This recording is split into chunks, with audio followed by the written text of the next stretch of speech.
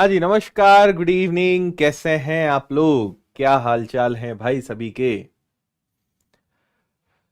चलो, कौन कौन आ गया है? रिंकू, मंजीत, पूनम, जितेंद्र, आलोक, संजना, कीरत, गौरव, अमित, सरोज, पंकज, मलखान, पूनम, मोनिका, फाहिम, नितिन, जितेंद्र, रीना, सोनम, निशा, आकांक्षा, मोटिवेशनल करके कोई है, वर्षा, अजय, सौरभ, नेहा, विनय, आलोक, चंचल, योगेश, सूरज, संदीप, अनिल, मंजीत, चंचल, शिवम, इस्माइली, अनुराग, सभी को गुड इवनिंग।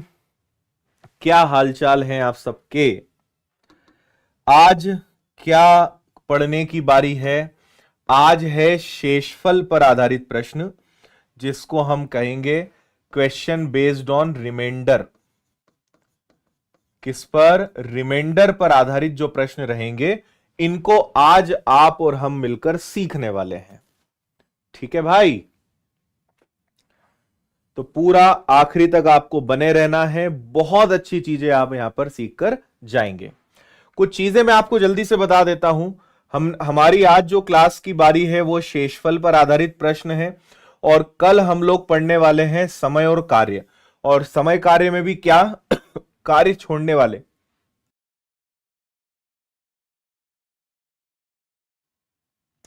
कार्य छोड़ने वाले जो प्रश्न हैं, कल इनकी बारी है।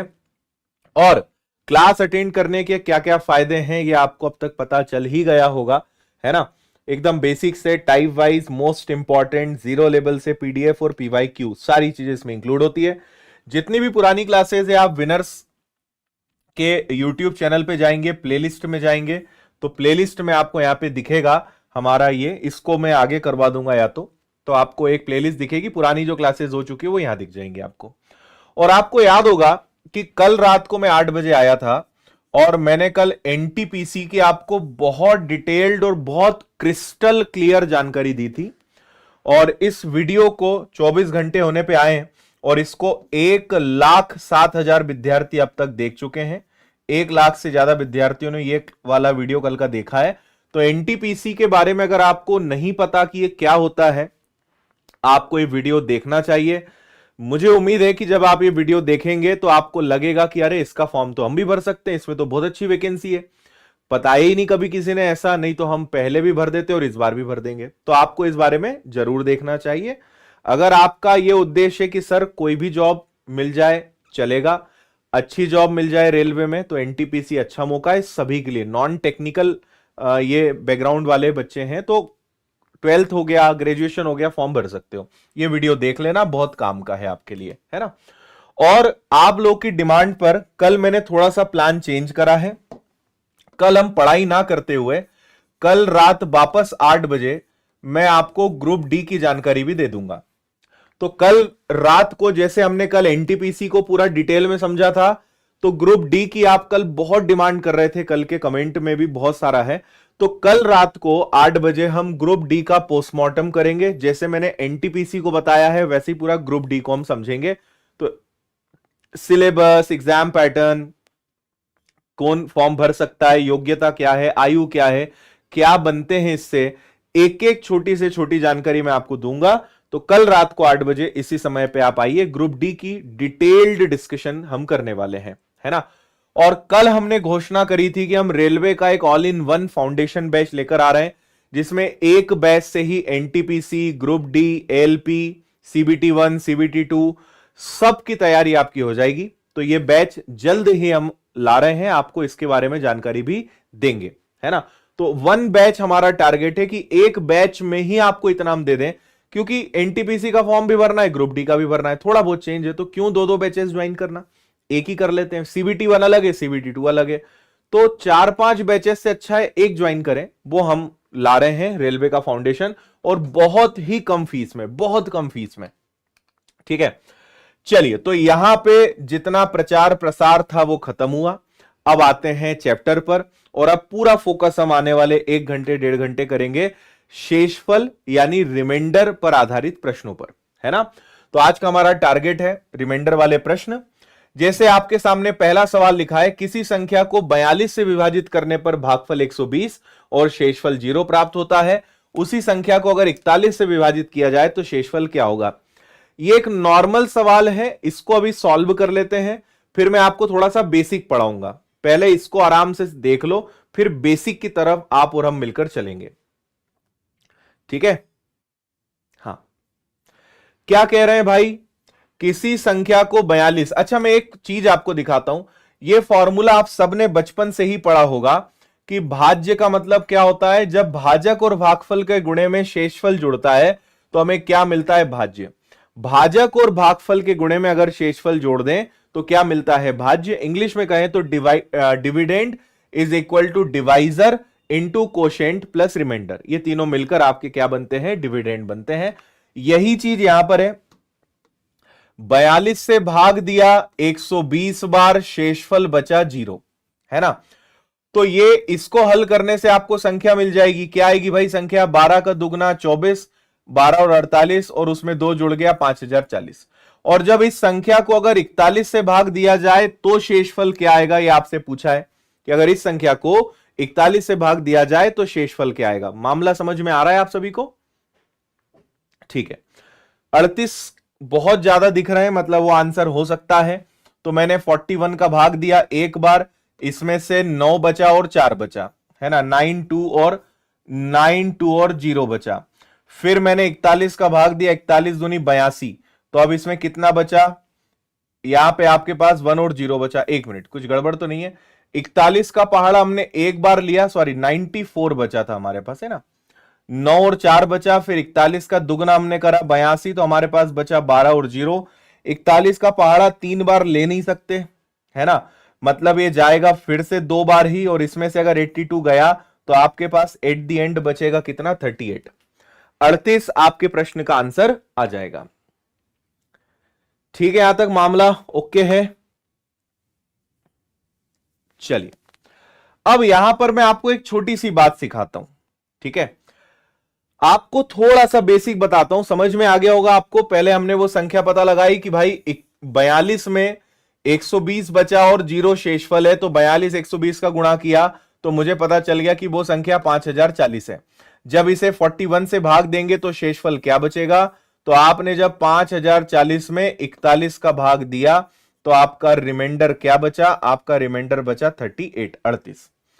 ये हो गया एक कॉमन तरीका जिससे सब लोग करते हैं। हम वो सीखेंगे जो आपका समय बचाएगा और आपको बाकी लोगों से आगे लेकर जाएगा, तो हम थोड़ा सा उसको समझते हैं, ठीक है। चलो मैं यहीं पर आपको बता देता हूं। जैसे आपके पास सवाल क्या था, 42 और 120, या एक काम करते हैं यहीं कर लेते हैं। देखो 42 और 120 का गुणा करके मुझे आगे चल के 41 का भाग तो देना ही है भाई, है ना। हम अगर शेषफल निकालना चाहें तो अलग अलग भी निकाल सकते हैं, और अभी आगे मैं आपको रिमाइंडर पॉजिटिव नेगेटिव सब बताने वाला हूं, वो भी आपको बताऊंगा। मुझे बताओ 41 का भाग अगर 42 में दिया तो दोनों में अलग अलग भाग देना है। एक बार भाग गया 41 एकम 41, तो बच गया आपके पास 1। 41 का भाग आपने 120 में दिया तो 41 का दुगना 82, तो आपके पास बच गया 38। 38 और 1 का आपने आपस में गुणा किया तो आपका शेषफल कितना आ गया भाई, आपका शेषफल 38 आ गया। ये आपका आंसर है। अभी मैं आपको नेगेटिव और पॉजिटिव रिमाइंडर सिखाऊंगा, तब आपको ज्यादा अच्छे समझ में आएगा। 41 का भाग दिया 1 बचा, 41 का भाग दिया 38 बचा, 38 एकम 38, आपका शेषफल कितना आ गया, 38 आ गया, ठीक है। चलिए इस सूत्र को एक बार फिर से देख लीजिए। भाज्य हमेशा किसके बराबर होता है, भाजक गुणा भागफल प्लस शेषफल। Dividend is equal to divisor पर plus multiply quotient plus remainder. इस पर आधारित एक नॉर्मल सवाल देख लेते हैं, ठीक है। एक भाग प्रश्न में भाजक भागफल का 12 गुना है। आपसे कहा है कि सर भाजक जो है वो क्या है, भागफल का कितना गुना है, 12 गुना है, और मतलब किसी का, इसी का, और शेषफल का 9 गुना है। कौन, वही भाजक। भाजक जो है वो शेषफल का कितना गुना है, तो आंसर आएगा 9 गुना है ना। अगर शेषफल 96 है तो आपको बताना है वो संख्या क्या होगी, आपको बताना है भाज्य क्या होगा। क्या आपको बात समझ में आ रही है? ठीक है, सब आपको दे दिया गया है, पूरा प्रश्नों का खेल है। फिर से बता रहा हूं, भाजक जो है वो भागफल का 12 गुना है, और मतलब कौन, वही भाजक, और शेषफल का 9 गुना, यानी शेषफल का 9 गुना कर दो या भागफल का 12 गुना, दोनों केस में ही आपको भाजक प्राप्त होगा। ठीक है, अब मेरी बात यहां पे ध्यान से सुनना। देखो, भाजक भागफल का 12 गुना और आपको शेषफल दिया हुआ है। अगर मैं शेषफल का 9 गुना कर दूं तो मुझे भाजक मिलेगा। 9 इंटू 6 54 का 4, कैरी हो गया 5, 9 और 9 81, 81 में 5 जोड़ दिया तो कितना आ गया 86, 864।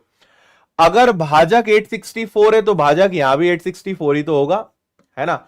और भागफल मुझे नहीं पता है, लेकिन उसमें 12 का गुणा करने पर यह आएगा, तो 12 से भाग दे दो। 12 इंटू 7 84 और 12 दूनी 24, तो आपको पता चल गया कि सर यहां पे भागफल यानी कोशेंट कितना है, वो है आपका 72। अब आपको सब पता चल गया, आपको केवल क्या पता लगाना है, भाज्य। तो हमारा फॉर्मूला क्या होता है भाज्य निकालने का या डिविडेंड निकालने का? फॉर्मूला क्या होता है, भाजक गुणा भागफल प्लस शेषफल। भाजक, ठीक है, गुणा भागफल प्लस शेषफल। मैंने आपको थोड़ी देर पहले दिखाया, इसी फॉर्मूले की मैं बात कर रहा हूं, कुछ नया मैं नहीं कर रहा हूं। ठीक है, चलो अब मैं आपको इसके आगे ये कहता हूं कि यहां पे आप ना डिजिटल सम लगा लो भाई। क्या लगा लो, डिजिटल सम लगा लो। और अब तक आपने डिजिटल सम तो सीख ही लिया होगा, और नहीं सीखा है तो फिर तो बहुत गलत बात है ना। देखो 6 4 10 और 8 18, 18 मतलब 9, 9 का गुणा, और इधर भी 9 है तो यहां तो 9 आना है। यहां से 9 गया तो आपके पास बचा 6, 9 में 6 जोड़ोगे तो 6 ही आएगा। आपको ऐसा ऑप्शन ढूंढना है जिसका डिजिटल सम कितना हो, जिसका डिजिटल सम 6 हो।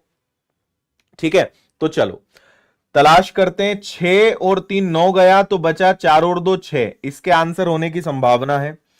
5 और 4 9 गया तो बचा आपके पास फिर से कितना, 6। ठीक है, यहां पे अगर हम चलें तो 4 4 8, 2 10 और 6 16, ये आंसर नहीं हो सकता। और यहां पर चलें तो 6 2 8, 2 10 और 8 18, मतलब ये भी आंसर नहीं हो सकता। अब भाई मुझे एक बात बताओ, दो ऑप्शन ऐसे मिल रहे हैं जिसका डिजिटल सम कितना है, 6 है। अब क्या करें, है ना, क्योंकि 4 3 7 और 2 9 गया तो बचा 6, 5 और 4 9 गया तो बचा 6, दोनों का 6 है। लेकिन ऊपर हमारे पास दिमाग जैसी कोई चीज तो है ना। मुझे एक बात बताइए कि अगर थोड़ा सा यूनिट डिजिट लगा के देख लो, इकाई अंक लगाकर देखो, और इसके बाद में बहुत जल्द इकाई अंक चैप्टर पढ़ाने वाला हूं। 4 का दुगना होगा 8, केवल इकाई अंक देखो, 4 का दुगना होगा 8, 8 में 6 जुड़ेगा 14 का 4, यानी सबसे आखिरी में 4 होगा, तो आपका आंसर क्या आ जाएगा, ए। तो आपको गुणा नहीं करना पड़ा, दो ऑप्शन में से बस एक ऑप्शन आपको चुनना था कि कौन सा हो सकता है। Clear, very good.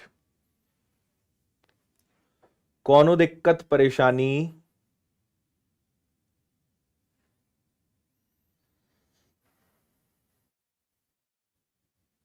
62304, डिजिटल सम और इकाई अंक दोनों मामले यहां पे सेट हो रहे हैं।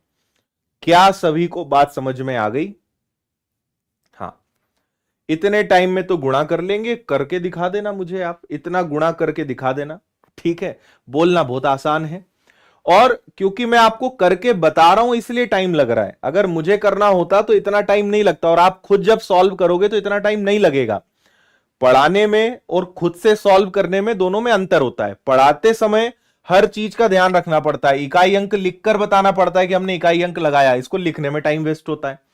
जब खुद को करने की बारी आती है तो इतना टाइम नहीं लगता, है ना। और बाकी गुणा कर लो तो बहुत अच्छा है, मुझे क्या दिक्कत है भाई, आंसर आना चाहिए तुम्हारा। चल 171 172 173 को अब आपको रियल में शेषफल सीखने को मिलेगा। ये दो तो थोड़े वार्म अप वाले क्वेश्चन थे, शरीर गर्म करने वाले सवाल थे। अब आप जो है एक्सरसाइज के लिए तैयार हो। अब आपको हम उठा के देंगे वजन, है ना, उठाना है अब आपको। 171, 172, 173 को अगर 17 से विभाजित किया जाए तो शेषफल क्या आएगा? ठीक है, चल सबसे पहले आपको एक चीज मैं बताता हूं कि हमेशा आपको गुणा हो या जोड़ना हो, सब में अलग अलग भाग देना है ना। आपने 17 का भाग 171 में, सब में अलग अलग भाग दो। आपको पता है कि सर 17 का पहाड़ा 10 बार लेने पर 170 आता है। 17 का पहाड़ा लिया, बचा कितना? 1। 170 गया, बचा कितना? 2। 170 गया, बचा कितना? 3। 3 दूनी 6, एकम 6। तो भाई शेषफल कितना आ गया? शेषफल आ गया 6। ये सॉल्व हो गया। आया समझ में? सब में अलग अलग भाग देना है। 17 का भाग दिया, 17 एकम 17। यहां पे क्या बचा? 170 सब में से गया, यहां क्या बचा? 3। तो 3 दूनी 6, एकम 6। तो आपका शेषफल क्या बच गया? आपका शेषफल 6 बच गया। क्या बात क्लियर है आपको? है ना। और इसके पीछे बड़ी सिंपल लॉजिक है। देखो, मैं आपको कहूंगा कि भाई 12 में 5 का भाग दो, तो आप कहोगे सर 5 दूनी 10 इसमें से निकल जाएगा, क्या बचेगा? 2 बचेगा। अल्टीमेटली हम क्या कर रहे हैं कि हम इसको, अब मैं कहूं 10 और 2 में 5 का भाग दो, तो आप कहोगे सर 5 दूनी 10, ये तो पूरा चला जाएगा, शेषफल क्या बच जाएगा? 2, है ना। तो प्लस हो, माइनस हो, गुणा हो, आपको हमेशा सब में अलग अलग भाग देना है और फिर उसको सॉल्व करना है। और तब तक सॉल्व करना है जब तक आप जिस संख्या से भाग दे रहे हैं उससे छोटी संख्या ना आ जाए, यानी आपके भाजक से छोटा ना मिल जाए। आज हम बहुत सारे सवाल करेंगे, बहुत अच्छे से आप सीख कर जाओगे, मेरी गारंटी है। अगला सवाल मैं आपको दिखाता हूं, इससे आप और बढ़िया सीखोगे। 121, 135, 141, 156 और 171, इस पूरे को मुझे 21 से भाग देना है। ठीक है, मैंने नंबर सिस्टम को लेकर कई सारी क्लासेस यूट्यूब पे पढ़ाई है, और एक मेरी अलग से मैथ्स की चैनल है, आदित्य पटेल मैथ्स। उस पर मैथ्स के बहुत सारे चैप्टर्स प्रॉपर प्लेलिस्ट में डले हैं। आपको जिस चैप्टर से डर लगता हो उस यूट्यूब चैनल पर जाइए, आदित्य पटेल मैथ्स पर प्लेलिस्ट में जाइए। आपको चक्रवृद्धि व्यास से डर लगता है, आपको मेंसुरेशन से डर लगता है, जिस चैप्टर से डर लगता है पहली क्लास अटेंड करके देख लेना। आप उस चैप्टर का डर तो दूर करोगे और वो चैप्टर आपका फेवरेट हो जाएगा। ना भरोसा हो तो अटेंड करके देख लेना। ठीक है, चलो आपको भाई सब में अलग अलग भाग देना है, लेकिन इसको बताने के पहले मैं आपको 2 बातें बताता हूं। थोड़ा सा अब हम जरा बेसिक सीख लें इस चैप्टर का, है ना। अभी तक तो मजाक चल रहा था, अब जो है सीखते हैं जरा, है ना। देखो, शेषफल 2 प्रकार के होते हैं। एक होता है आपका पॉजिटिव रिमाइंडर और एक होता है आपका निगेटिव रिमाइंडर। एक होता है पॉजिटिव रिमाइंडर, एक होता है निगेटिव रिमाइंडर। हिंदी में अगर मैं कहूं तो इसको मैं कहूंगा धनात्मक शेषफल। और अगर आपको शेषफल वाले सवाल करना है तो पॉजिटिव से ज्यादा जरूरी पता है क्या है? निगेटिव वाला है ना। इसको कहेंगे हम ऋणात्मक शेषफल। बहुत काम की बात बता रहा हूं भाई, बहुत काम की चीज, है ना। अब सुनिए आगे मेरी बात। मैंने कहा कि हमारे पास है 95, ठीक है, हमारे पास क्या है? 95, और हमें भाग देना है 24 का। ठीक है, अब मैं आपसे पूछूं कि अगर 95 में 24 का भाग दिया जाए तो शेषफल क्या बचेगा, रिमाइंडर क्या बचेगा? तो हम क्या करेंगे? 95 को 24 से भाग दिया, 24 एकम 24, 24 दूनी 48, 24 दिया 72। तो ये क्या आ गया? 72। 5 में से 2 गया, 9 में से 7 गया, तो आपका शेषफल क्या आएगा? 23। तो आप कहोगे सर 72 तक भाग जा रहा है और हमारे पास शेषफल क्या बच रहा है? सर हमारे पास 23 शेष बच रहा है। ठीक है, ये जो 23 है ये आपका पॉजिटिव रिमाइंडर है। अब मैं जो आपको सिखा रहा हूं वो समझना, नेगेटिव रिमाइंडर दुनिया में पाया नहीं जाता, नेगेटिव रिमाइंडर प्रैक्टिकली पॉसिबल नहीं है। नेगेटिव रिमाइंडर इंसान के द्वारा एक बनाई गई जुगाड़ है, शुद्ध हिंदी में बता रहा हूं मैं आपको। नेगेटिव रिमाइंडर होता ही नहीं है। अरे किसी में भाग दोगे तो नेगेटिव कहां से बच जाएगा, है ना। तो नेगेटिव रिमाइंडर हमने एक जुगाड़ बनाई है प्रश्नों को हल करने के लिए, और ये एक बेहतरीन शॉर्टकट है। होता क्या है, मुझे 95 में 24 का भाग देना है, तो मेरे मन में आ रहा है कि काश ये 96 होता। भाई 24 एकम 24, 24 दूनी 48, 24 तिया 72, 24 इंटू 4 96। मेरी इच्छा यह कहती है कि काश ये 96 होता। अगर ये 96 होता तो 24 का पूरा पूरा भाग चला जाता, पर दुर्भाग्य इस बात का है कि ये 96 नहीं है, ये 95 है। तो मैं कहूंगा कि सर 24 के पहाड़े में 96 आता है, ये ना 96 से बस एक कम है। तो आप कहोगे सर एक कम पड़ रहा है, एक दे दो काम हो जाएगा हमारा। समझ में आ रही बात, एक कम पड़ रहा है, अगर एक और मिल जाए तो काम हो जाएगा, है ना। यानी यहां पे नेगेटिव रिमाइंडर क्या कहलाएगा, माइनस का 1। नेगेटिव रिमाइंडर क्या कहलाएगा, माइनस का 1। अगर मान लो मैं यहां पर लिख दूं 94 और 24, मैं कहूं भाग दो भाई, आप कहोगे सर अब तो हम और दूर हो गए, 96 तक भाग जाता है, 94 है, सर अब नेगेटिव रिमाइंडर होगा माइनस का 2। नेगेटिव रिमाइंडर क्या होगा, माइनस का 2। उम्मीद है आप बात समझ पा रहे होंगे मेरी, है ना। अब मैं आपको यह सिखाता हूं कि -1। दूसरी बात कि हम पॉजिटिव रिमाइंडर को नेगेटिव में कन्वर्ट कर सकते हैं, ठीक है। और वो हमेशा कैसे कन्वर्ट होता है, जिससे भाग दे रहे हो उससे घटा दो। भाई -1 एक कम पड़ रहा है, तो 24 में से एक घटा दो, आपका जो एक्चुअल में पॉजिटिव रिमाइंडर होगा वो क्या होगा, 23 होगा। ये सिर्फ एक ऐसी टेक्निक है जिससे हम अपना कैलकुलेशन भयंकर आसान कर लेंगे। मैं आपको अभी एक दो उदाहरण बताऊंगा, आप फिर बोलोगे सर सही है। अभी लगेगा क्या दिक्कत है सर, 24 का भाग दे दो, जाए तो ठीक ना जाए तो ठीक। अभी ऐसा नहीं है, आगे आप प्रश्न देखोगे तो समझ में आएगा कि भाई अगर ये चीज हम पढ़ रहे हैं मतलब इसका फायदा तो है ना। मैं आपको अभी के अभी एक उदाहरण दे देता हूं। हम एक उदाहरण ले लेते हैं। मैंने कहा कि 249 को अगर 125, या चलो 498 को अगर 125 का भाग दिया जाए तो शेषफल क्या बचेगा। अब आपको समझ में आएगा नेगेटिव रिमाइंडर की ताकत। बात समझ में आ रही है। 498 में अगर 125 का भाग दिया जाए तो शेषफल क्या आएगा।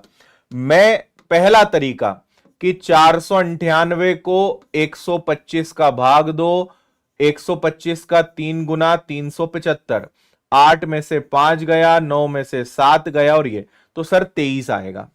मैं बोलता हूं कि भाई जब तुम्हें पता है कि 125 का 4 गुना 500 होता है, आप कहोगे सर ये 500 से ना 125 के पहाड़े में 500 आता है।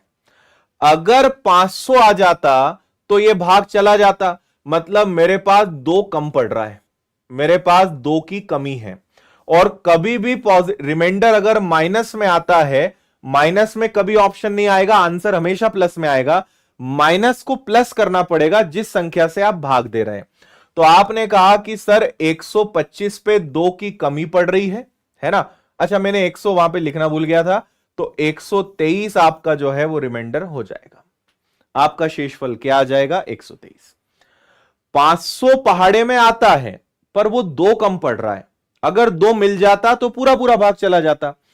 तो 2 कम पड़ रहा है, 125 में से 2 गया, आपका आंसर कितना आ जाएगा जनाब, 123। बताइए आपको मेरी भाषा समझ में आ रही है या नहीं। नेगेटिव पॉजिटिव दोनों बातें समझ में आई। और क्या नेगेटिव को पॉजिटिव, पॉजिटिव को नेगेटिव बदल सकते हो। हां, जिससे भाग देते हैं उससे माइनस करना है। और मैं आपको एक और मजे की बात बताता हूं, नेगेटिव और पॉजिटिव का योग हमेशा भाजक होता है ना। आप जब यहां पे क्या कर रहे थे 95 में, ध्यान से सुनना, जब आप इन दोनों की बात कर रहा हूं मैं, 95 में 24 का भाग दे रहे थे तो पॉजिटिव रिमाइंडर 23 आ रहा था, नेगेटिव रिमाइंडर 1 आ रहा था, देखो, ठीक है। और अगर इन दोनों को जोड़ दोगे ना तो वो 24 के बराबर होगा, ठीक है। अगर आप 498 में 125 का भाग देते हैं तो पॉजिटिव रिमाइंडर 123 आएगा, नेगेटिव रिमाइंडर 2 आएगा, और अगर ये दोनों जुड़ जाएंगे तो आंसर 125 आएगा। तो पॉजिटिव और निगेटिव हमेशा भाजक के बराबर होते हैं, डिवाइजर के इक्वल होते हैं। अभी मैंने बेसिक बताया, आगे प्रश्न करेंगे, इनको हम यूज करेंगे तो आप और बेटर सीखोगे, है ना। एक सवाल हमारे सामने है, अब मुझे भाई इसको सॉल्व करना है तो थोड़े से पहाड़े लेने पड़ेंगे। सारे देखो ऑप्शंस बड़े करीब हैं। मुझे पता है कि 21 का 5 गुना 105 होता है, लेकिन 105 के आसपास कुछ है नहीं, आपको समझाने के लिए लिख रहा हूं। मुझे 21 का पहाड़ा याद है और अगर आपको याद है तो फटाफट आपसे बनेगा, है ना। पर मुझे आपकी स्थिति बहुत अच्छे से पता है इसलिए मैं लिख रहा हूं 126, 21 का 7 गुना हो गया 147, 21 का 8 गुना हो गया आपका 168, और 9 की जरूरत पड़ेगी क्या? 21 का 9 गुना, वैसे तो शायद जरूरत ना पड़े बट फिर भी लिख लेते हैं। अब देखना बात ध्यान से, इसकी जरूरत हमारे पास है नहीं। और एक चीज और बताऊं मैं, आपको नेगेटिव नहीं भी यूज करना है ना तो भी कोई दिक्कत नहीं है, ऐसा नियम नहीं है कि नेगेटिव लाना ही पड़ेगा। हमें इतना स्मार्ट बनना है कि हमारा आंसर पॉजिटिव और नेगेटिव किससे जल्दी आएगा। आप पॉजिटिव नेगेटिव भी ला सकते हो, पूरे प्रश्न को पॉजिटिव से उड़ा सकते हो, पूरे प्रश्न को नेगेटिव से उड़ा सकते हो, पूरे प्रश्न को कॉम्बिनेशन से उड़ा सकते हो। It's all depend on you कि आप क्या करके अपने कैलकुलेशन को इजी बना रहे हो। बेस्ट एडवाइस ये होती है कि जैसा देश वैसा भेष, जैसा कैलकुलेशंस को सही बनाने की जरूरत पड़े वैसा करो। भाई 21 के पहाड़े में 126 आता है, ये 126 के करीब है, 126 के करीब है मतलब मेरे पास 5 कम पड़ रहा है ना। फिर 147, तो मैं कहूंगा यार 126 से ही देख लेते हैं। 21 का पहाड़ा 126 बार जाएगा तो मेरे पास 9 बच रहा है, 9 पॉजिटिव है। अब ये देखो 147, ये 147 के करीब है तो 147 से 141 से 6 कम पड़ रहा है। फिर अगला क्या, 168 ज्यादा दूर हो जाएगा तो हम वापस से यहां पे भी 147 ले लेते हैं। 147 और 156 में कितने का अंतर है? 9 का। 171, 171 किसके करीब है? 171 168 के करीब है, 168 से 171 यानी 3 ज्यादा है। तो मैंने 2 जगह नेगेटिव रिमाइंडर लिए और 3 जगह पॉजिटिव रिमाइंडर लिए। बात समझ में आ रही है? हाँ, ठीक है। अब आप एक चीज समझना, 9 और 9 कितना हो जाएगा? 81, ठीक है भाई। 6 और 5 कितना हो जाएगा? 30, माइनस माइनस प्लस, और मेरे पास क्या बचा? मेरे पास 3 बचा, है ना। मैं चाहता हूं चलो इसका भी गुणा कर लेते हैं। 6 पंजे 30, 30 तिया कितना हो गया? 90। अब आप इसमें वापस से क्या करो? 21 का भाग दे दो, वापस से 21 का भाग दे दो। तो भाई 21 तिया 63, 21 इंटू 4 कितना होता है? 21 इंटू 4 होता है आपका 84। तो मुझे दिख रहा है कि ये 84 के पास है और ये भी 84 के पास है। ये 84 के पास है मतलब यहां 3 की कमी पड़ रही है, और ये 84 से ज्यादा है यानी यहां पे मेरे पास 6 ज्यादा ही है ना। तो 6 तिया 18 मतलब भाई मेरे पास कितना कम पड़ रहा है? 18। तो अगर कभी माइनस में आया है तो जो है उससे घटा दो, तो 21 में से 18 घटा दो, आपका पॉजिटिव रिमाइंडर कितना आएगा? 3 आएगा। 3 आपके प्रश्न का आंसर है। एक बार पूरी कहानी फिर से समझा दूं क्या? देखो 21 के पहाड़े में 121 के करीब 126 है, 126 से 121 मेरे पास 5 कम पड़ गया। 126 तक भाग जाता है ये 135 से 9 एक्स्ट्रा बच गया, शेषफल है। 147 के पहाड़ा में आता है 141 से 6 कम पड़ रहा है। फिर 147 से 156 9 ज्यादा है, 168 से 171 3 ज्यादा है। क्लियर है मामला, है ना। अब मुझे एक बात बताओ, यहां पे मैंने ये अलग सॉल्व किया है ना, तो माइनस माइनस प्लस हो गया, 6 पंजे 30 तिया 90, और 9 और 9 हो गया 81। 21 के पहाड़े में 84 आता है, 84 से 81 3 कम पड़ रहा है, 84 से 90 6 ज्यादा हो रहा है, 6 18, मेरे पास 18 की कमी है। आंसर कभी नेगेटिव हो नहीं सकता, शेषफल कभी नेगेटिव हो नहीं सकता, हमेशा रिमाइंडर पॉजिटिव आएगा, यह ध्यान रखना। या तो खुद आ जाए पॉजिटिव, और अगर नेगेटिव आया है तो आप उसको पॉजिटिव में कन्वर्ट कर सकते हो। वही कहानी मैंने आपको 2 मिनट पहले सिखाई थी, है ना। तो 21 में से 18 गया, आपका जो पॉजिटिव रिमाइंडर होगा या एक्चुअल में जो रिमाइंडर होगा वो कितना होगा, 3 होगा। आया समझ में? प्रश्न का स्तर काफी बेहतर था।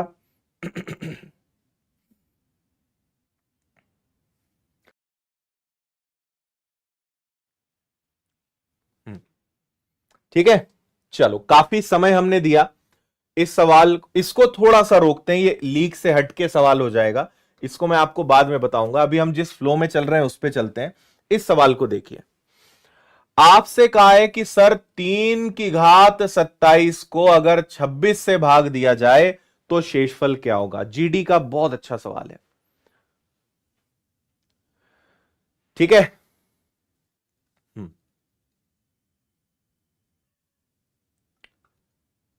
चलो भाई, लाइक्स की संख्या बढ़नी चाहिए। अब यहां पर इन्होंने पहले ही हमारे लिए बड़ी मुसीबत खड़ी कर दी, 3 में 26 का भाग जाता ही नहीं। भाई सोच कर देखो, मैं एक छोटा सा उदाहरण दे रहा हूं, इसका बेसिक आप समझना। मैं कहूं कि 27 की घात 1896 को अगर 26 से भाग दें तो शेषफल क्या आएगा, ध्यान से सुनना। 27 की घात, अभी इस सवाल को छोड़ो, पहले बेसिक बात सीखते हैं। 27 की पावर 1896 को अगर 26 से भाग दें तो शेषफल क्या बचेगा। तो पहले तो आप इसको छोड़ो, आप इसको छोड़ो, आप तो ये बताओ कि अगर 27 में 26 का भाग दें तो क्या बचेगा, 1, है ना। तो मैं कहूंगा कि भाई 27 में 26 का भाग देंगे तो 1 बचेगा, और 1 कितनी बार बचेगा, 1896 बार, और 1 की घात कुछ भी हो हमेशा 1 ही कहलाएगा। तो आपका इस प्रश्न का आंसर क्या आ जाएगा कि सर यहां शेषफल कितना बचेगा, 1। समझ गए बात, है ना। और सुनो, अब अगर मैं यहां पर आपसे कहूं कि भाई ये बताओ कि अगर हम हम कहें कि 25 की पावर 1896 को अगर 26 से भाग दें तो क्या बचेगा। अब आप बोलोगे कि सर ऊपर वाला नंबर नीचे वाले से 1 कम है। सर मेरे पास 1 कम पड़ रहा है 1896 बार, 1896 बार। माइनस में अगर 1 है और घात सम संख्या है, इवन है, तो रिजल्ट कितना आएगा भाई, 1 ही आएगा। तो आप कहोगे कि सर अभी भी शेष कितना बचेगा, अभी भी शेष 1 बचेगा, 1 बचेगा।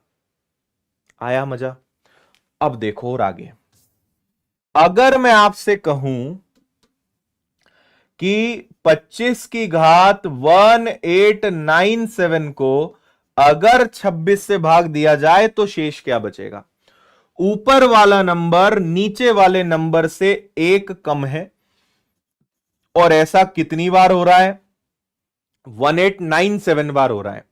अगर माइनस की घात एक विषम संख्या हो तो रिजल्ट माइनस में आता है, पर मैंने कहा आपसे कि शेषफल कभी माइनस में नहीं आ सकता, रिमाइंडर कभी माइनस में नहीं आ सकता, उसको पॉजिटिव में बदलना पड़ेगा। कैसे बदलोगे, किससे भाग दे रहे हो, 26 से।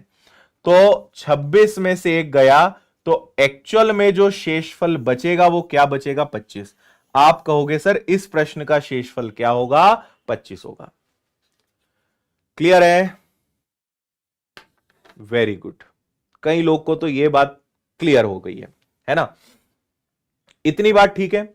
तो आपको अगर तीनों उदाहरण से एक बात समझ में आई हो, तो इसमें क्या होता है, शेषफल में ऊपर वाला नंबर नीचे वाले नंबर से या तो 1 ज्यादा हो या 1 कम हो। 1 ज्यादा या 1 कम हो जाए ना तो सोने पे सुहागा, उससे आसान कुछ हो ही नहीं सकता। आपको हमेशा कोशिश ये करना है कि कैसे भी करके दोनों नंबर में 1 का अंतर आए, प्लस हो माइनस हो चलेगा, 1 का अंतर आना चाहिए। 1 का अंतर ले आए वो हमारी सबसे बड़ी जीत है। ठीक है, अब इसमें क्या करें, ये तो फिर भी ठीक था, तो अब मैं आपको इसका भी तरीका बताता हूं। नीचे 26 से ऊपर 3 है, मैंने क्या कहा, कैसे भी करके एक ज्यादा आ जाए या एक कम आ जाए, भाई कुछ तो करो, है ना। एक बहुत महान वाक्य नहीं है, कुछ तो कर, यूं ही मत मर, कुछ तो कर, है ना। कुछ तो ऐसा दिमाग लगा भाई कि एक ज्यादा या एक कम आए। कैसे आएगा सुनो, मेरे दिमाग में आ रहा है कि 26 के पास 3 का घन होता है 27। अगर मैं ऊपर 27 ले आता हूं तो मेरे मजे हैं, क्योंकि वो 26 से एक ज्यादा है, एक आने पे कुछ करना ही नहीं पड़ता। ठीक है, तो सुनिए, एक काम करते हैं, कैसे भी करके यहां 27 लाते हैं। तो भाई मैंने क्या करा, मैंने इसको लिखा ऐसा, बताओ सही है क्या, 9 तिया 27, 3 का घन होता है 27 और 27 की घात 9 और नीचे आ गया 26, बोलो हां। ठीक है, ऊपर वाला नंबर नीचे वाले नंबर से एक ज्यादा है और एक की घात कुछ भी हो भाई, आंसर कितना आएगा, आंसर आपका एक आएगा। 1 is the right answer. Very good.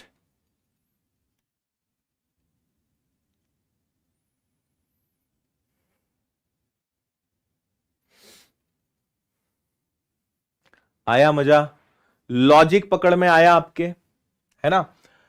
मुझे जैसे जैसे नीचे 26 दिखा ना, तो मैंने कहा कि यार या तो ऊपर 27 आ जाए या ऊपर 25 आ जाए, है ना। 26 से अगर मैं भाग दे रहा हूं तो मैं या तो ऊपर 25 ले आऊं या ऊपर 27 ले आऊं। मुझे लगा कि यार 3 को 25 तो नहीं बना सकते, लेकिन 3 को 27 बना सकते हैं। 3 को 27 कैसे बनाएंगे, ऐसे, एक ज्यादा है, एक ज्यादा है, 9 बार, आंसर एक ही आएगा। उम्मीद है आप भावनाओं को समझ पा रहे होंगे, है ना। अगला सुनिए, सेम दिमाग लगाना है, 5 की घात 501 को 126 से भाग देना है भाई। एक नहीं बना तो उसका भी इलाज है, पहले एक तो बनाओ।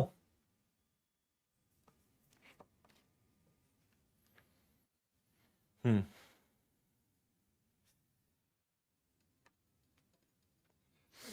4 वाली ट्रिक लगा सकते हो, पर वो कई जगह फेल हो जाती है, इसलिए मैं 4 वाली ट्रिक नहीं बताता हूं जनरली।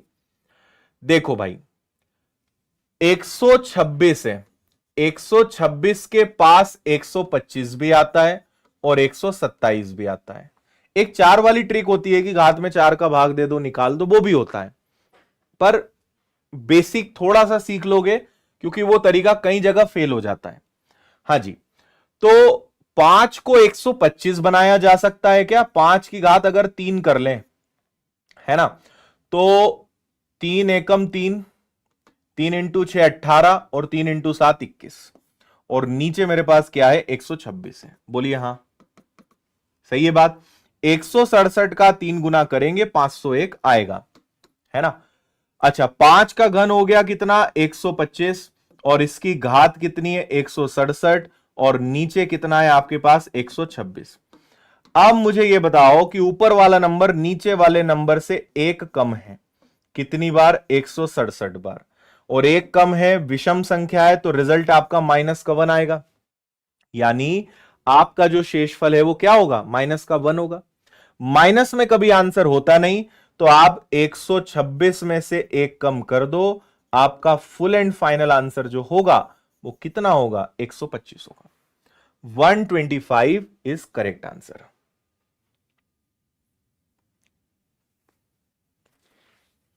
आया समझ में।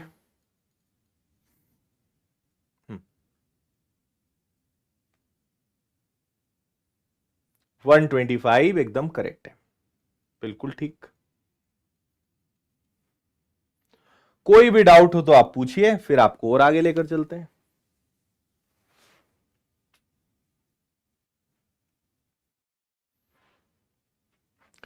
मैंने 3 का भाग दिया यार, 501 में 3 का भाग दो, 3 एकम 3, बचा 2 जीरो, 3 इंटू 6 18, बचा 2 1, 3 इंटू 7 21, तो 167 में अगर 3 का गुणा करोगे तो 501 आएगा, ठीक है ना। तो मुझे 125 बनाना है। अब ये मत बोलो कि 125 ही क्यों बनाना है, 5 का घन 125 होता है ना। तो 167 और 3 125।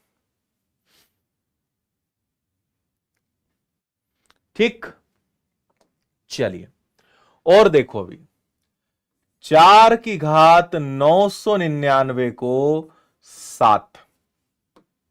अब क्या करेंगे भाई, आपके मन में आएगा कि 7 से कम होता है 6 और 7 से ज्यादा होता है 8, लेकिन आप 4 को ना 6 बना पाओगे ना 8 बना पाओगे। अब क्या करें, मजा आएगा इस सवाल में भी आपको। हम्म,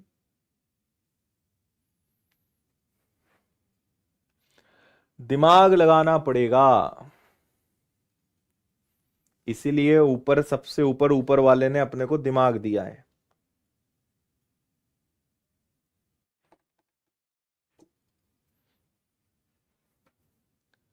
हाँ,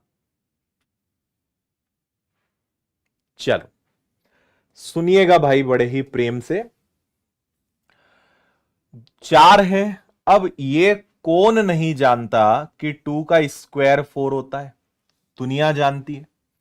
एक काम करते हैं, इसको पहले बनाते हैं 2 का स्क्वायर, तो 2 का वर्ग हो गया 4 और ये आ गया 999। सही है क्या बात, है ना। तो 999 का ये डबल हो जाएगा, मतलब मैं लिख सकता हूं इसको कि 2 की घात 2 गुणा 999। तो चलेगा क्या, है ना। अब ऐसा करने से फायदा क्या है, 4 को 6 और 8 नहीं बना सकते, लेकिन 2 को तो बना सकते हैं ना, है ना। अब मैं क्या करूंगा, मैं चाहूंगा कि इसको 2 की घात 3 में तोड़ दूं, तो ये 2 तो एज इट इज रहेगा और ये 3 से जब जाएगा तो ये 333 हो जाएगा। 333 का दुगना क्या हो जाएगा, 666। ठीक है, 999 का दुगना करने पर उतना ही आएगा जितना 666 का 3 गुना करने पर, और नीचे हमारे पास क्या चल रहा है 7। तो ये बन गया 8 की घात 666 बटे में 7। ऊपर वाला नंबर नीचे वाले नंबर से एक ज्यादा है, और 1 की घात कुछ भी हो भाई, अगर प्लस का 1 है तो आंसर हमेशा एक ही आएगा। 1 की घात कुछ भी हो आंसर तो एक ही आएगा। तो करेक्ट आंसर आपके सवाल का क्या हो जाएगा, 1 हो जाएगा, 1 हो जाएगा। बताइए। ठीक है, स्टेप नंबर 1 2 3। आप चाहें तो 999 का डबल कर लें। 999 का डबल कितना आ जाएगा, 1998, 1998। और 666 का 3 गुना करोगे। मैंने क्या करा, 2 और 999 से मैंने 3 निकाला, तो अगर मैं 3 निकाल लूंगा तो यहां पे क्या बचेगा, 66, सॉरी 333। तो इसलिए 333 का दुगना हमने 666 कर लिया, 3 अलग हो गया। ठीक है, 64 भी तो बना सकते हैं, बिल्कुल बना सकते हो आप। इसको 64 बना लो, है ना। आप चाहेंगे कि सर हम तो चाहते हैं इसको 64 बना दें, तो 4 का घन कर दो, 4 का घन 64, और क्योंकि ये 3 है तो ये 333 हो जाएगा, नीचे 7 आ जाएगा, है ना। चलो, ये हो गया आपका 64 की घात 333, और नीचे आ गया 7। 7 इंटू 9 63, 7 9 जा 63, 7 इंटू 9 63। तो भाई अगर 63 निकल गया तो 1 बचा, और 1 की घात चाहे कुछ हो आंसर एक ही आएगा। तो अगर आपने यूं दिमाग लगाया है तो भी सही है, आपका दिमाग सही जा रहा है, बिल्कुल ठीक है। आया समझ में, बिल्कुल। भाई कुल मिलाकर मुझे ऐसा बनाना है कि 1 का अंतर आना चाहिए, 1 का डिफरेंस आना चाहिए, वो मुद्दे की बात है ना। तो मैंने आपको सारी चीजें समझा दी।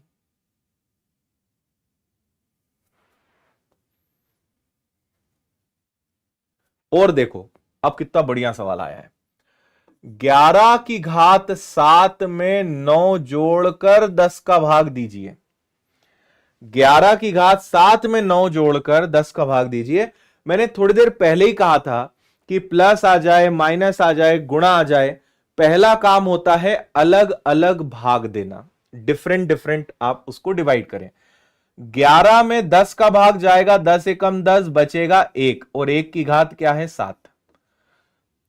9 10 से कितना कम है, 1 कम है। 1 की घात कुछ भी हो भाई 1 आएगा, और ये माइनस है, माइनस से माइनस गया यानी 0, 0 इसका आंसर होगा। 0 का मतलब है पूरा पूरा भाग चला जाएगा, पूरा भाग चला जाएगा, बिल्कुल सही है। 0 इज द राइट आंसर। एक ज्यादा एक कम, एक ज्यादा एक कम, एक से एक गया, अंततः बचा क्या, 0।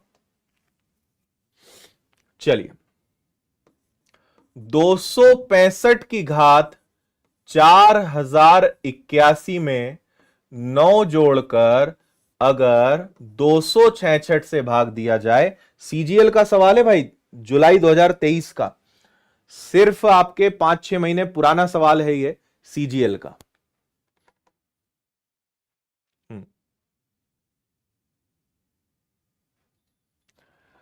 265 की घात 4081 में 9 जोड़ के 266 से भाग दिया जाए तो शेषफल क्या बचेगा। बिना पेन उठाए कर सकते हो आप इस सवाल को, आप इसको करो, तब तक हम विनर्स की बोतल में पानी पी रहे हैं।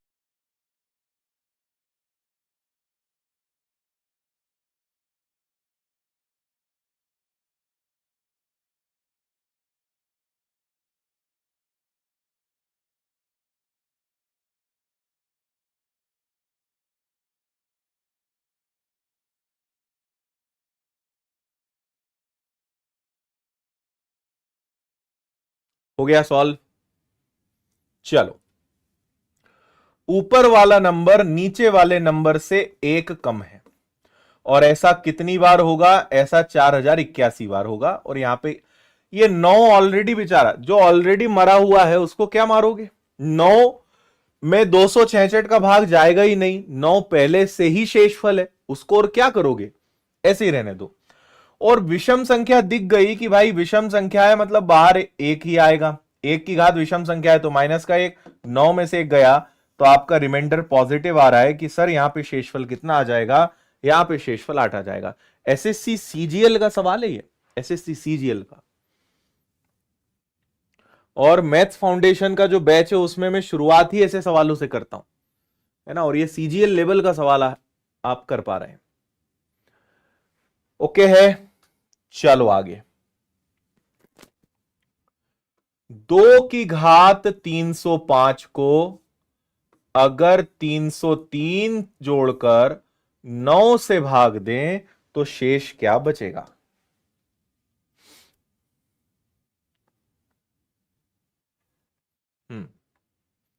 हाँ, सिलेक्शन के बाद बॉटल आपको बिल्कुल मिल जाएगी विनर्स की।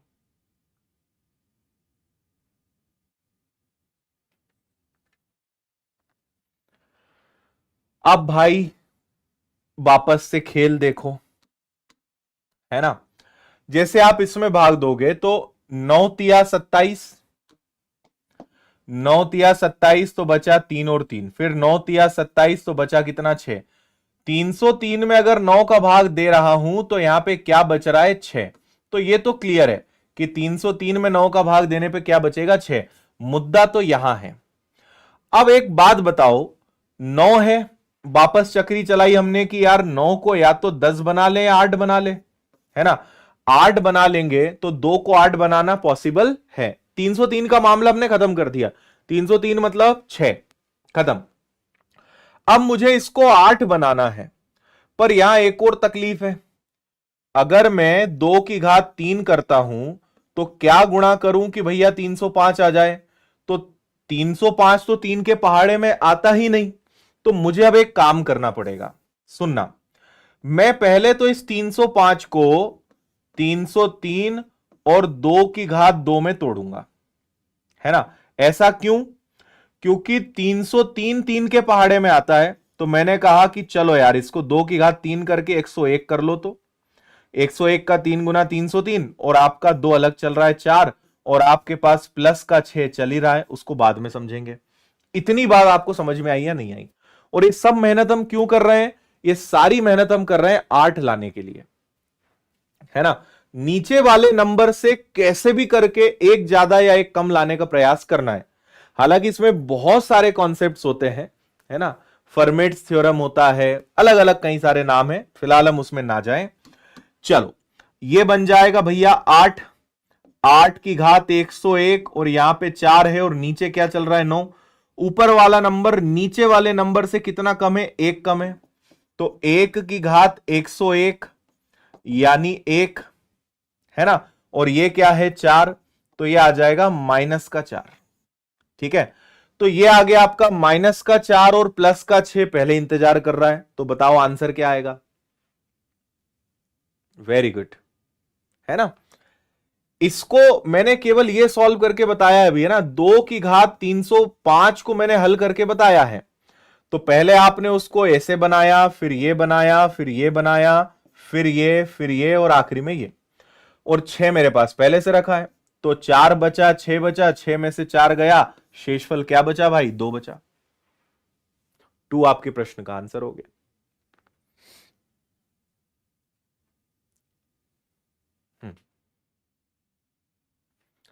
कोई तकलीफ?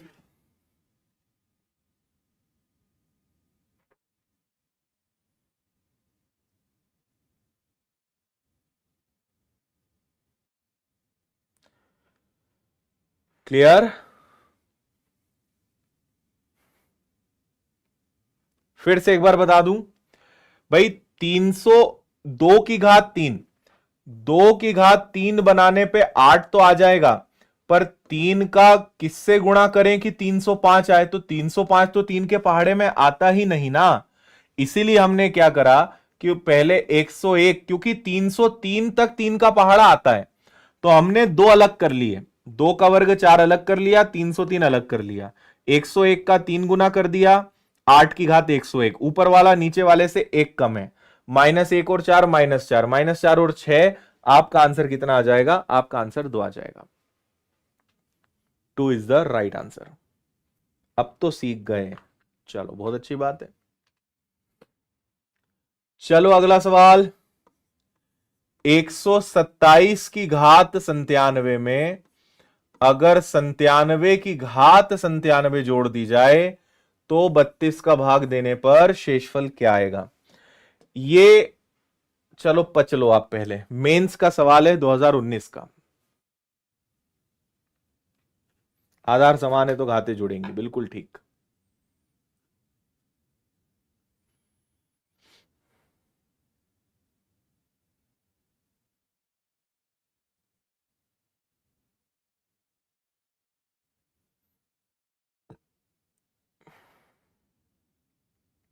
इसके टोटल 3 केस होते हैं, अभी मैं फिलहाल इससे जुड़ा हुआ आपको बता देता हूं। अगर a की घात n और b की घात n हो, और जहां पे n क्या हो? एक विषम संख्या हो, एक ऑड नंबर हो, तो यह हमेशा a प्लस बी से विभाजित होता है। अगर a की घात n और b की घात n है, जहां पे n यानी उनकी घात एक विषम संख्या है, तो यह हमेशा a प्लस बी से विभाजित होगा। यह ध्यान रखना, किससे विभाजित होगा? a प्लस बी से। तो आपने देखा कि सर दोनों की घात विषम संख्या है, तो सर हम यहां पे आखिरी में डायरेक्ट 127 और 97 लिख सकते हैं, है ना। अब आप चाहें तो जोड़ दें, नहीं तो दोनों को अलग अलग आप 32 का भी भाग दे सकते हैं। घात का मामला खत्म हो गया, है ना। इस बिकॉज ऑफ दिस रूल, इस नियम के कारण हमने घात का मामला निपटा दिया। a की घात n और b की घात n हो तो वो हमेशा a प्लस बी से विभाजित होती है, तो a प्लस बी यानी 127 और 97, है ना। तो आप क्या कर सकते हैं? 32 का पहाड़ा ले सकते हैं।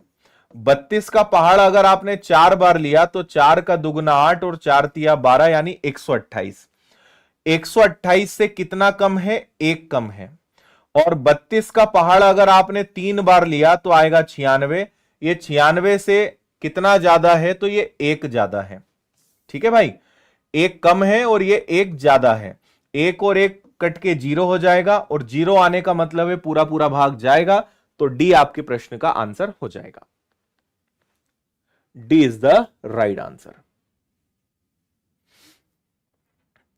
समझ आया? आप दोनों को जोड़ के अगर 32 का भाग दोगे तो पूरा पूरा कट जाएगा, आप वो भी कर सकते हो। 7 और 7 14, 9 2 11 और 1 12, 1 और 2 कितना हो गया, 1 और 1 हो गया 2।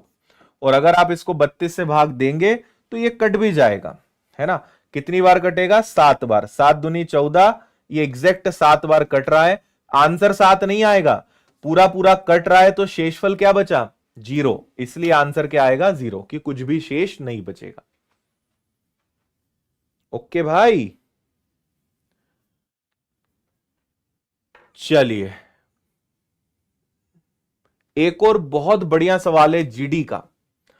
आपसे कहा है n 24 की घात 3, 25 की घात 3, 26 की घात 3 और 27 की घात 3, इन सब को 102 से विभाजित करने पर शेषफल क्या आएगा?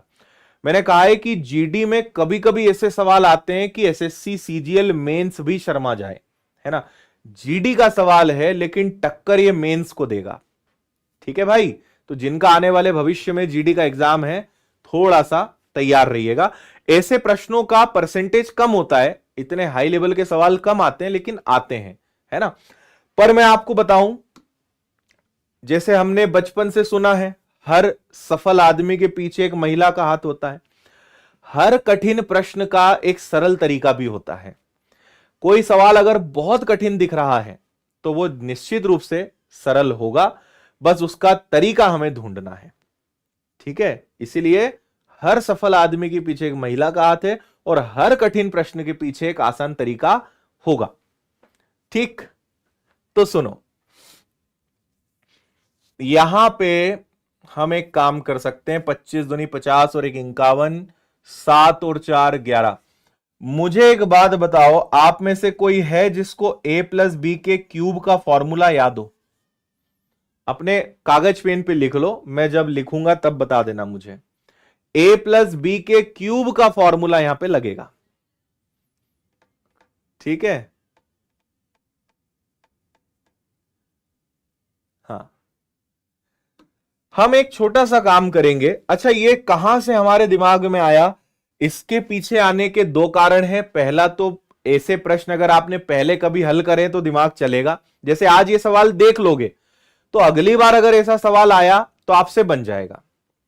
और दूसरा, नीचे क्या है? नीचे 102 है। तो भाई मेरे मन में यह आ रहा है कि अगर इन दोनों को और इन दोनों को जोड़ दिया जाए, देखो इनको अलग अलग कर लेते हैं दोनों पार्टी को। ये क्या है? 24 और 27, 24 का क्यूब प्लस 27 का क्यूब, इनको अलग ले लो। और 25 का क्यूब प्लस 26 के क्यूब को अलग ले लो। और नीचे क्या है? 102 है। अब आपको पता है कि a प्लस बी का क्यूब क्या होता है? a प्लस बी, ए का स्क्वायर बी का स्क्वायर माइनस ए बी। बोलो हां, ठीक है। हम ऐसा क्यों कर रहे हैं? a प्लस बी का क्यूब, a प्लस बी का क्यूब, तो फॉर्मूला क्या है? a plus B. 27 और 24 को जोड़ो, 7 और 4 11, 2 और 2 4 और 1 5, तो यह आ जाएगा आपका 24 प्लस 27। और इसके आगे 24 का स्क्वायर प्लस 27 का स्क्वायर प्लस माइनस 24 गुणा 27। हाँ या ना? जगह की कमी है इसलिए मैं इसको ऐसे लिख रहा हूं, 24 प्लस 27 और आगे कुछ आ जाएगा। इसी प्रकार 25 और 26 जुड़ेंगे तो 25 और हो गया भैया 26, और इसके आगे 25 का वर्ग 26 का वर्ग, और नीचे क्या चल रहा है? नीचे चल रहा है 102, ठीक है। अच्छा, 24 और 27 को अगर जोड़ोगे तो क्या आएगा? 51 आएगा। इसी प्रकार अगर 25 और 26 को जोड़ोगे तो क्या आएगा? 51 आएगा, है ना। अब 51 के गुणा में कुछ भी हो, 51 के गुणा में कुछ भी हो, ओवरऑल आपका जो आंसर है वो 51 इंटू समथिंग होगा, और नीचे आपके पास 102 है, ठीक है भाई। और जब आप इसको सॉल्व करोगे तो एक सम संख्या तो बनी जाएगी। जो भी आंसर है वो 51 के मल्टीपल में है, और 51 का दुगना ही 102 होता है। ऊपर जो भी आंसर है वो 51 के पहाड़े में आ रहा है और 102 51 का दुगना ही होता है, मतलब ऊपर 51 के मल्टीपल में आंसर है तो 102 का भाग पूरा पूरा चला जाएगा, तो आपका शेषफल क्या बचेगा? शून्य, जीरो।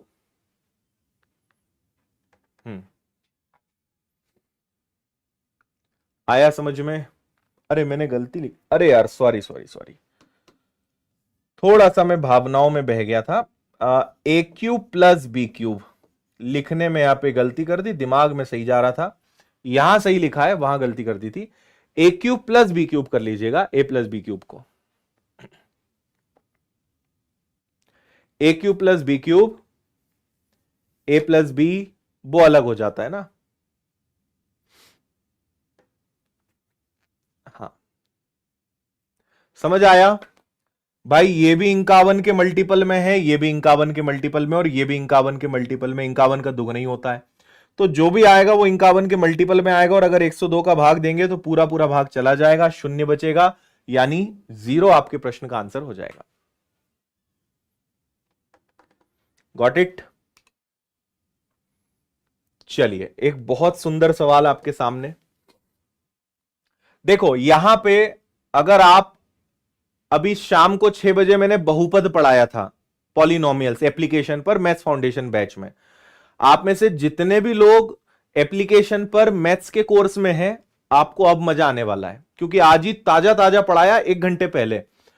एक चैप्टर का नाम होता है जिसका नाम है बहुपद, एप्लीकेशन वाले हाथ उठा देना भैया, है ना, और इंग्लिश में इसको बोलते हैं पॉलिनोमियल्स, और इसका महत्व भी शेषफल में है, शास्त्रों में इसका भी महत्व दिखाया गया है रिमाइंडर का। अब आप देखो कि पॉलिनोमियल्स यानी बहुपद में शेषफल कैसे आ जाता है, मैं आपको बताता हूं। आपसे कहा है x की घात 17 प्लस 1 को अगर x प्लस 1 से विभाजित किया जाए तो क्या बचेगा? x की घात 17 प्लस 1 को अगर x प्लस 1 से विभाजित करना है, फिलहाल ये अपने आप में एक चैप्टर है, मैं आपको बस अभी इतना बता देता हूं कि जिससे भी भाग देना हो सबसे पहले उसको जीरो के बराबर लिखते हैं। आपको x प्लस 1 से भाग देना है तो जीरो के बराबर लिखिए, तो x की वैल्यू क्या आएगी? -1। तो आपको जो भी प्रश्न दिया है उसमें x की वैल्यू -1 रख दीजिए। x की वैल्यू -1 है तो -1 की घात 17, और ये आपका 1 है। -1 निकलेगा, +1 है, ये दोनों कटेंगे, बचेगा 0। तो भाई क्या बचेगा? 0 बचेगा। अभी 1-2 सवाल और बताऊंगा, आप सीख जाओगे। रोशनी मैथ्स फाउंडेशन में आप देखना, 6 बजे मेरी क्लास होती है रोज, और उसमें चैप्टर ही बहुपद चल रहा है।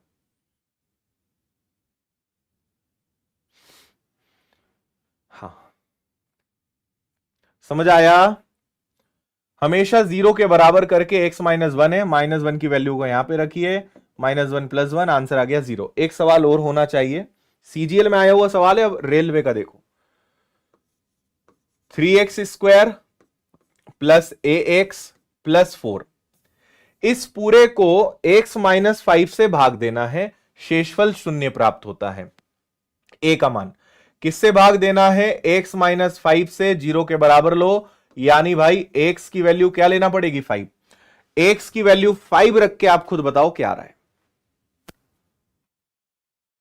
ठीक है। और इन्होंने एक बात क्या कही है कि शेषफल 0 प्राप्त होता है, यानी इसको हल करने पे शेषफल 0 प्राप्त होता है, तो 0 लिख दो और 5 की वैल्यू रख दो।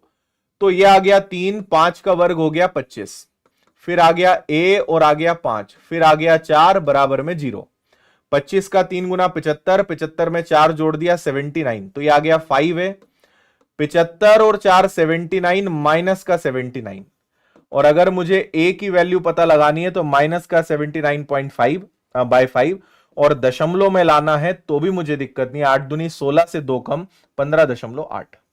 79 में 5 का भाग दोगे 15.8, ये आपका आंसर है। ये सॉल्व हो गया, खत्म।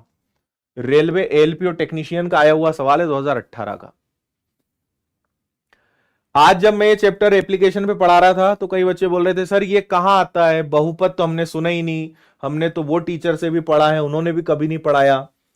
नहीं पढ़ाया है वो अलग मुद्दा है, पेपर में आता है कि नहीं आता ये अलग मुद्दा है, और आपके कोइंसिडेंटली आपके सामने है कि क्या आता है। कई लोग बहुपद चैप्टर ही नहीं जानते, पॉलिनोमियल्स चैप्टर नहीं जानते, जबकि इसके पहले जो सवाल है वो सीजीएल में आया हुआ है, इसके बाद मैंने आपको रेलवे में भी करवाया है, और कई लोग बिना पढ़े ही परीक्षा देने। अब देखो सीएचएसएल में आया है, अब क्या बोलोगे आप, 15x का क्यूब माइनस 14x का स्क्वायर माइनस का 4x प्लस 10, और इसको किससे भाग देना है भाई, इसको भाग देना है 3x प्लस 2 से, बराबर में 0 लिख लो, है ना। 2 उधर जाएगा तो माइनस का 2, इधर बचेगा 3x, 3 का भाग दोगे तो यह आ जाएगा 2/3। तो जहां पे भी x की वैल्यू है वहां पे 2/3 का क्यूब करेंगे। तो मैं आपको स्टेप बाय स्टेप बता देता हूं। -2/3 का क्यूब 14, -2/3 का स्क्वायर 4, माइनस का 2/3 और प्लस का 10। सॉल्व करो और फटाफट आंसर बताओ। हाँ,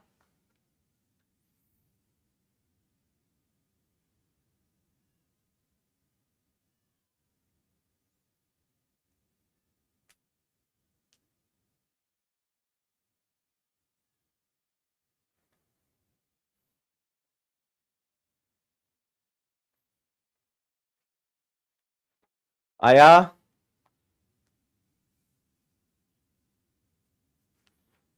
देखो ये हो जाएगा आपका 15, 2 का घन माइनस का 8 और 3 का घन 27, है ना। यहां पे माइनस का 14, 2 का वर्ग 4, 3 का वर्ग 9, माइनस माइनस प्लस, तो ये हो गया 4 का दुगना 8 और नीचे 3 और प्लस का 10, है ना। अब 15 का 8 गुना 120 बटे में 27, 14 का 4 गुना हो गया 56 बटे 9, 8 बटे 3 और ये आ गया आपका 10। एलसीएम ले लो, एलसीएम आ गया आपका 27, तो ये माइनस का 120 ही रहेगा। 9 तिया तो 56 तिया 118, सॉरी 56 का 3 गुना 15 और 18 यानी 168, 3 से 9 बार, 9 इंटू 8 हो गया 72, और 10 है तो आप एक काम करो, 10 को 10 ही रहने दो, है ना, उसको वैसे ही रहने दो, इनको जोड़ के इसको घटा दो और 27 का आप भाग दे दो।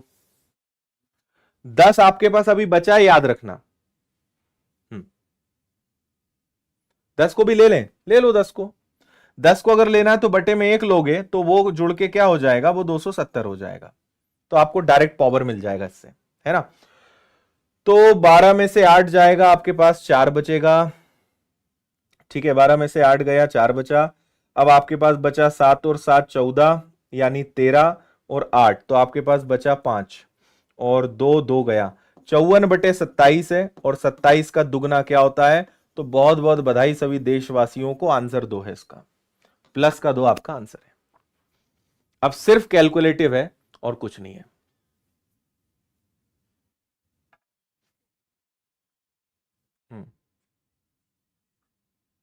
अरे बाप रे, प्रीतम ने बात को ही बड़ा दिल पे ले लिया भाई। प्रीतम इतना दिल पे मत लो यार। बताइए समझ में आया कि नहीं आया।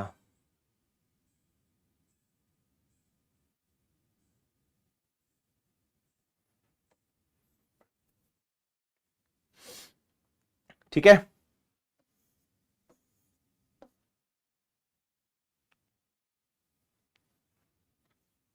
ओके, चलिए आगे। रेलवे का फाउंडेशन आ रहा है, हम बताएंगे, जब भी आएगा बताएंगे। कल ग्रुप डी की इंफॉर्मेशन जरूर मैं दूंगा लाइव 8 बजे, तो कल आप ग्रुप डी की इंफॉर्मेशन के लिए आइए।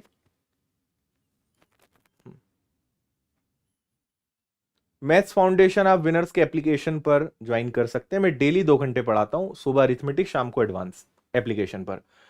देखो कोई संख्या है, किसी संख्या को 7 से भाग दिया तो शेष बचा 4, उसी संख्या के वर्ग को 7 से भाग दें तो भाई क्या बचेगा। मैं आपको इतनी कमाल की ट्रिक बताता हूं इसमें, कभी भी ध्यान रखें, क्या है, जो चेंज संख्या के साथ करोगे वो शेषफल के साथ करना है। संख्या में 7 का भाग दिया तो 4 बचा, अगर संख्या का वर्ग करेंगे तो शेषफल का भी वर्ग करेंगे। भाई संख्या का वर्ग हुआ है तो शेषफल का भी वर्ग करेंगे और उसमें 7 का भाग देंगे। तो 4 का वर्ग 16, 16 में 7 का भाग दिया, 7 दूनी 14 गया, तो आपका शेष क्या बच गया? आपका शेष 2 बच गया। 2 आपके प्रश्न का आंसर है। 2 इज द राइट आंसर। ठीक है,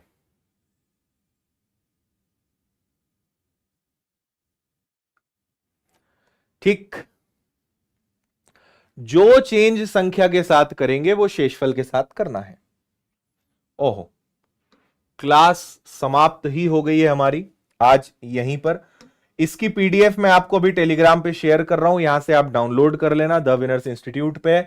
और अगर आप रेलवे एनटीपीसी की विस्तृत जानकारी चाहते हैं तो कल मैंने वीडियो बनाया था, लाइव आया था मैं। 1 लाख से ज्यादा बच्चे इसको देख चुके हैं पिछले 24 घंटे में। और इसी कड़ी में कल रात को, कल हम पढ़ाई ना करते हुए, कल रात 8 बजे अपने इसी समय पे मैं आपको ग्रुप डी की जानकारी देने के लिए लाइव आऊंगा। तो कल ग्रुप डी को भी समझ लेते हैं बहुत डिटेल में, जैसे एनटीपीसी को समझा था। और रेलवे का ऑल इन वन बैच, एक सिंगल बैच हम ला रहे हैं फाउंडेशन बहुत जल्द, जिसमें आपकी सारी आने वाली रेलवे की तैयारी हो जाएगी। क्योंकि इस पूरे साल रेलवे का माहौल बंपर रहना है ना, क्योंकि एग्जाम, कैलेंडर, वैकेंसी सब इस बार होनी है। तो रेलवे में विनर्स परिवार आपके साथ है और शानदार फोड़ के रखेंगे रेलवे के एग्जाम को। तो रेलवे का फाउंडेशन बैच बहुत जल्द आ रहा है, तैयार रहिए। एएलपी का बैच ऑलरेडी स्टार्ट हो चुका है। और कल एनटीपीसी की जानकारी, ग्रुप डी की जानकारी, और परसों रात को 8 बजे समय कार्य छोड़ने वाले जो प्रश्न होते हैं, अगला टाइम एंड वर्क चैप्टर हम पढ़ेंगे कल की क्लास के बाद। और आपको रोज 8 बजे मैं लाइव मिलूंगा, तो आप डेली 8 बजे पधारिए, ठीक है। और पुरानी क्लासेस प्लेलिस्ट में आपको दिख जाएंगी, वहां जाइए। डिजिटल सम जरूर पढ़िए, अगर आपने नहीं पढ़ा है तो डिजिटल सम बाय आदित्य पटेल सर्च करोगे, वीडियोस मिल जाएंगे। ये हमारी टीम है, ये हमारी सारी किताबें हैं। आपको देखो, अगर मैथ्स पढ़ना है तो एक तो मैथ्स फाउंडेशन का बैच है मेरा। और हां, आपको एक चीज और बता दूं, मैथ्स फाउंडेशन का नया बैच आ रहा है, अगर आपको जुड़ना है तो जुड़ जाइए। 8-10 दिनों में नया बैच चालू हो रहा है। पूरा मैथ्स में आपको 499 में पढ़ा रहा हूं, कंप्लीट मैथ्स। तो आपको अगर मुझसे पूरा मैथ्स पढ़ना है तो नया बैच फाउंडेशन का एप्लीकेशन पे आ रहा है। बाकी आप किताबें ले सकते हो, मैथ्स की, रीजनिंग की, हिंदी, इंग्लिश, साइंस, जीएस, सबकी विनर्स प्रकाशन की किताबें उपलब्ध हैं, है ना। आपको अगर कोर्स लेना है तो विनर्स इंस्टीट्यूट ऐप, और अगर आपको किताबें ऑर्डर करनी है तो विनर्स पब्लिकेशन ऐप। 2 हमारी अलग अलग एप्लीकेशंस हैं, ठीक है। चलो भाई, उम्मीद है आज का सेशन आपको पसंद आया होगा। जाते जाते लाइक के बटन को दबाते जाइएगा। कैसा लगा कमेंट में अपनी भावनाएं व्यक्त करिएगा। कल रात को 8 बजे सारे दोस्तों को लेकर आपको आ जाना है। कल ग्रुप डी के बारे में पोस्टमार्टम करेंगे, डिटेल में समझेंगे कि ग्रुप डी आखिर कैसा जॉब है, आपको उस जॉब में जाना चाहिए कि नहीं, पेपर देना चाहिए कि नहीं, दे सकते हो कि नहीं, हर प्रकार के जवाब आपको कल मिलेंगे। ओके, चलिए, गुड नाइट, जय हिंद, खुश रहिए, मस्त रहिए, मुस्कुराते रहिए, अपना ध्यान रखिए, टेक केयर, बाय बाय।